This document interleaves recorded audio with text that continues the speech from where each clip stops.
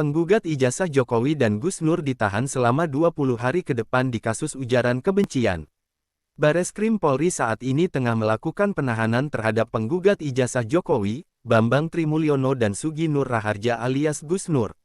Mereka saat ini ditahan selama 20 hari setelah ditetapkan sebagai tersangka atas kasus dugaan penistaan agama dan ujaran kebencian. Kabag Penum Divisi Humas Polri, Kombes Pol Nurul Azizah mengungkapkan kepada kedua tersangka mulai ditahan dari Kamis tanggal 13 Oktober tahun 2022. Saat ini kasus ujaran kebencian dan penistaan agama yang melibatkan SNR dan BTM sementara ini ditangani Ditsiber Bareskrim Polri telah melakukan penahanan terhadap kedua tersangka selama 20 hari terhitung mulai tanggal 13 Oktober sampai tanggal 1 November tahun 2022, kata Nurul saat di Gedung Humas Mabes Polri pada Senin tanggal 17 Oktober tahun 2022.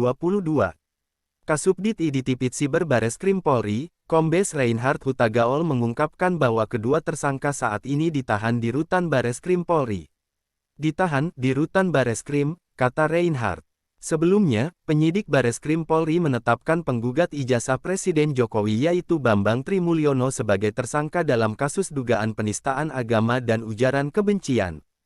Selain Bambang, penyidik juga menetapkan Sugi Nur Raharja alias Gus Nur sebagai tersangka kasus yang sama.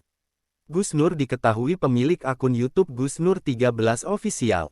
Menurut Kepala Bagian Penerangan Umum Polri Komisaris Besar Nurul Azizah, Bambang Trimulyono dan Gus Nur ditangkap pada hari ini, Kamis, tanggal 13 Oktober tahun 2022. Adapun sebagai tersangka adalah yang pertama SNR dan kedua adalah BTM, kata Nurul Azizah di Bareskrim Polri pada Kamis tanggal 13 Oktober tahun 2022. Kedua tersangka menurut Nurul dijerat dengan pasal 156 AKUHP huruf A dan atau pasal 45A ayat 2 junto pasal 28 ayat 2 UU ITE dan atau pasal 14 ayat 1 dan ayat 2 UU RI nomor 1 tahun 1946. Klik subscribe dan follow.